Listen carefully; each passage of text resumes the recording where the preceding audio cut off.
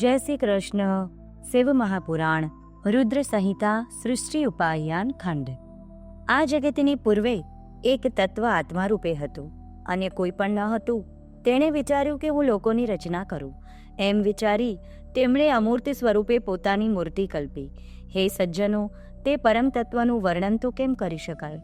પણ પૂર્ણ શ્યાવાહાનમ કૃંત શર્વાધારાશ્ય આસનમ સ્વચ્છસ્ય પાદમંધર્ચ્ય શુદ્ધ શ્યામમ જનમ કુતમ નિર્મલસ્ય કૃતસ્નાનમ વસ્ત્રમ વિશ્વોદરયશ્ચ નિરાલંબસ્ય પવિત્રમ ચ પુષ્પમ નિર્વાસન્યમ ચ.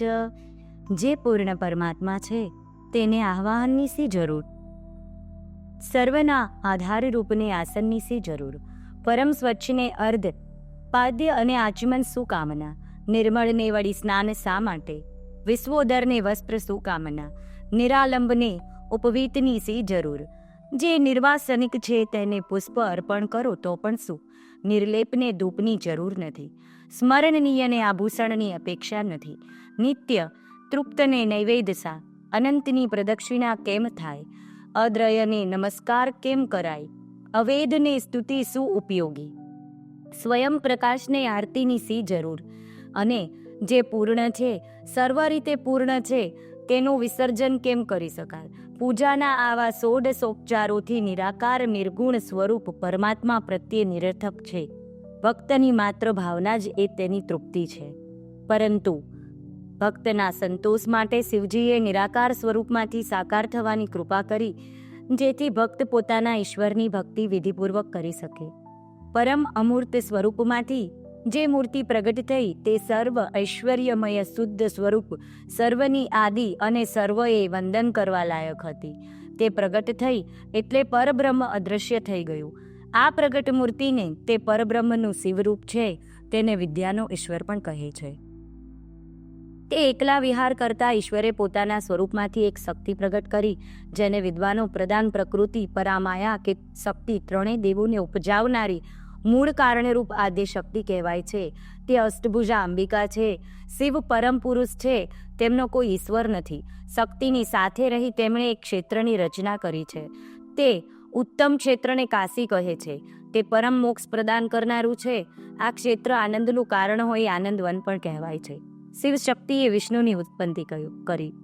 સુત કહે છે, હે મુનિઓ, એક સમયે શિવ અને શક્તિ આનંદવનમાં ફરતા હતા. ત્યારે તેમને ઈચ્છા થઈ કે આપણું સઘળું કાર્ય સંભાળી શકે તેવા કોઈ આપણે સર્જન કરીએ. આમ વિચારી શિવે શક્તિના ડાબા અંગમાં અમૃતનો સંચાર કર્યો. તેથી એક સુંદર પુરુષ ઉત્પન્ન થયો. આ પુરુષ ખૂબ સુંદર, શાંત, સત્વગુણથી ભરપૂર, ઉપમા રહિત, કમળ જેવા નેત્રોવાળા અને લાંબી ભુજાઓવાળો હતો.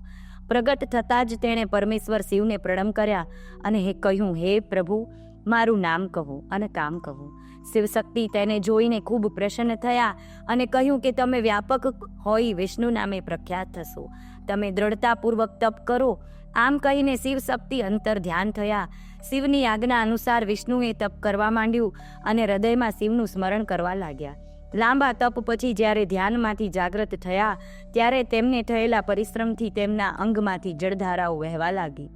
એ જળની જે કંઈ શૂન્ય હતું તે સર્વ ભરાઈ ગયું. થાકેલા વિષ્ણુ તે જળમાં લાંબો સમયકાળ સૂઈ રહ્યા. જળમાં સૂતા તેમનું નામ નારાયણ થયું. સુક્તે નારાયણે દેવે નાભો પંકજ મુક્તમમ આવિર્બંભુવમ સહસા બૃહદયે શંકરેસ્યા. નારાયણ દેવ જળમાં પોઢી રહ્યા હતા.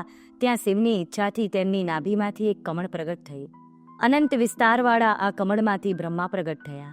4 મુખવાળા હિરણ્ય ગર્ભ ઉત્પન્ન તો થયા, પણ તેમને કંઈ દેખાયું કે સમજાયું નહીં. એટલે પોતાની ઉત્પત્તિનું સ્થાન શોધવા તેમણે કમળનાળમાં પ્રવેશ કર્યો. કમળનાળમાં સેંકડો વર્ષો સુધી ભટક્યા છતાં કંઈ જાણી શકાયું નહીં. એવામાં શિવજીની કૃપાથી તેમને આકાશવાણી સાંભળી કે તપ કર. સુત કહે છે, હે મુનિઓ, બ્રહ્માજીએ 12 વર્ષ તપ કર્યું. ત્યાંથી ચતુર્ભુજ સ્વરૂપ વિષ્ણુ તેમની આગળ પ્રગટ થયા. તેમનું અદ્ભુત સ્વરૂપ જોઈ મોહ પામેલા બ્રહ્મા આશ્ચર્ય પામ્યા. વિષ્ણુ અને બ્રહ્માનો વિવાદ. બ્રહ્માએ વિષ્ણુને ઓળખ્યા નહીં એટલે પૂછ્યું કે તમે કોણ છો? મંદ મંદ હસતા વિષ્ણુએ ઉત્તર આપ્યો કે હે વત્સ, તમે ભલે આવ્યા. તમારી સર્વ કામના હું પૂર્ણ કરીશ.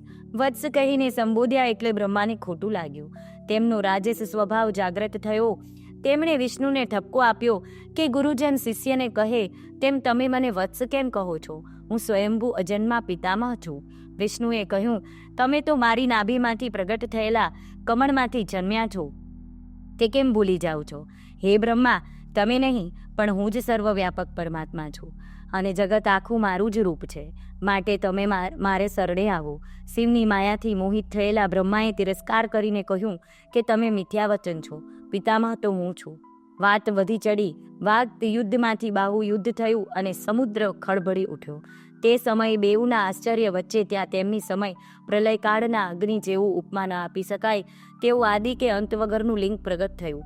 તે લિંગને જોઈને વિષ્ણુએ કહ્યું કે હે બ્રહ્મા, હવે શા માટે વિવાદ કરો છો? અહીં કોઈ ત્રીજું પ્રગટ થયું છે, માટે આપણે યુદ્ધ બંધ રાખી તે કોણ છે એ જાણીએ. આ થાંભલા જેવા પ્રકાશિત લિંગની તપાસ કરવા હું નીચે જાઉં, તમે ઉપર જાઓ. આમ કહી વિષ્ણુએ વરાહનું રૂપ લીધું, બ્રહ્માએ હંસનું રૂપ લીધું. મન જેવા વેગથી બ્રહ્મા ઉપર ચડવા લાગ્યા અને વેગીલા વરાહથી વિષ્ણુ નીચે ચડવા લાગ્યા. વિષ્ણુએ શ્વેત વરાહનું સ્વરૂપ લીધું એટલે ત્યારથી શ્વેતરાહ નામનો કલ્પ શરૂ થયો એમ કહેવાય છે. વિષ્ણુએ ઘણો કાળ પ્રયત્ન કરવા છતાં તે લિંગનું મૂળ જડ્યું નહીં અને બ્રહ્માને પણ લિંગનો છેડો ક્યાંય મળ્યો નહીં. બેઉ થાકીને પાછા આવ્યા અને પછી તે લિંગ સમક્ષ પ્રણામ કરીને ઊભા રહ્યા અને પ્રાર્થના કરવા લાગ્યા. હે પ્રભુ, આપના રૂપને અમે ઓળખી શકતા નથી. આપ જે છો તેને અમે નમસ્કાર કરીએ છીએ. અમને આપના પ્રગટ દર્શન કરવા કૃપા કરો. આમ પ્રાર્થના કરતાં કરતાં લાંબો સમય વીત્યો અને બેઉ દેવો ગર્વરહિત થયા. ત્યારે તેમને શબ્દ બ્રહ્મ સ્વરૂપ ઓમકારનો ધ્વનિ સંભળાયો. શિવનું શબ્દ બ્રહ્મ સ્વરૂપ સ્પષ્ટ પલુત સ્વરવાળો ઓમ ધ્વનિ સાંભળીને બંને આશ્ચર્ય પામ્યા. એકાક્ષર ઓમકારમાં શ્રી સદાશિવને શબ્દ બ્રહ્મ સ્વરૂપે પરમેશ્વર સમજાયા.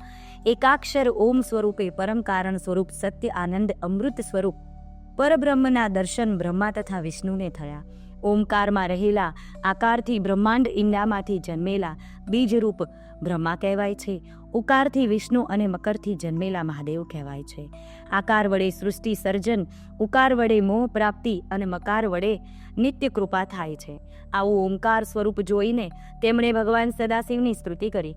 નમઃ શિવાય શાંતાય નિશ્ચયાય યશ્વને સનાતાય પૂર્વાય પુરાણાય નમો નમઃ.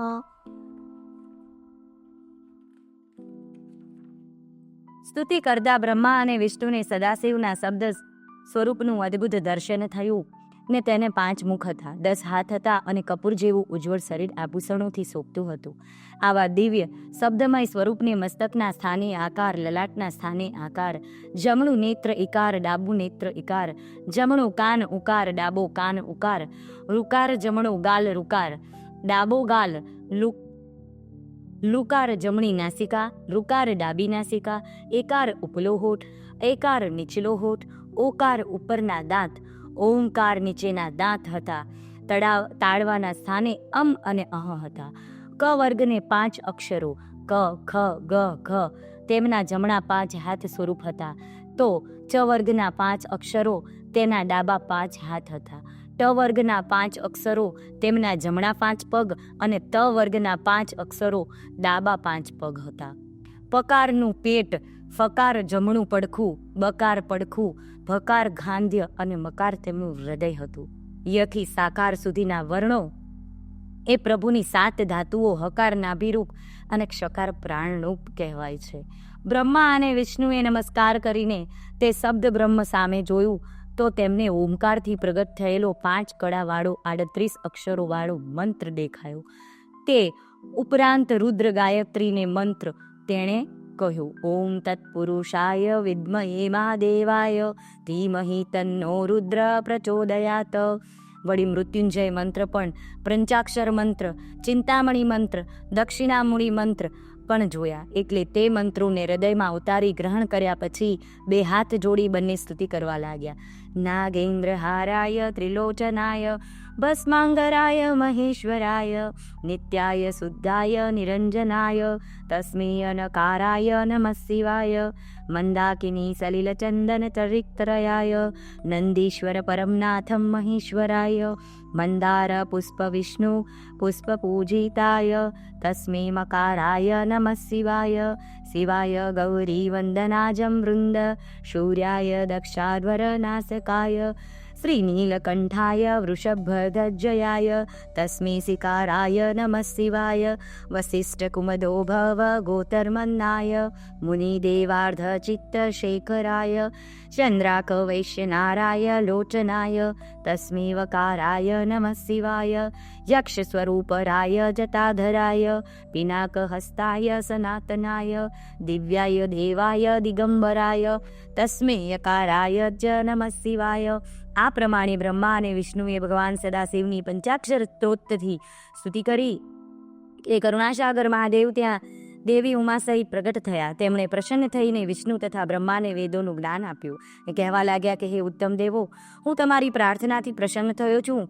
તમે મારા દર્શન પામ્યા છો એટલે તેમને કોઈ ભય નથી. તમે બેઉ મારા જમણા ડાબા અંગોમાંથી ઉત્પન્ન થયા છો. હે પુત્ર બ્રહ્મા, તમને મારી આજ્ઞા છે કે તમે સૃષ્ટિની રચના કરો, અને હે પુત્ર વિષ્ણુ, તમે તે સૃષ્ટિનું રક્ષણ કરો. તમારા પર હું પ્રસન્ન છું. તમે વરદાન માંગો. વિષ્ણુએ કહ્યું કે હે તાત, આપ જો વરદાન આપવા કૃપા કરતા હો તો એવું વરદાન આપો કે અમને બેઉને આપના ઉપર દ્રઢ ભક્તિ થાય. આપ તો નિર્ગુણ છો, પરંતુ અમારી સહાય કરવા માટે આપ સદાય અમારી સાથે રહેજો. જય શ્રી કૃષ્ણ.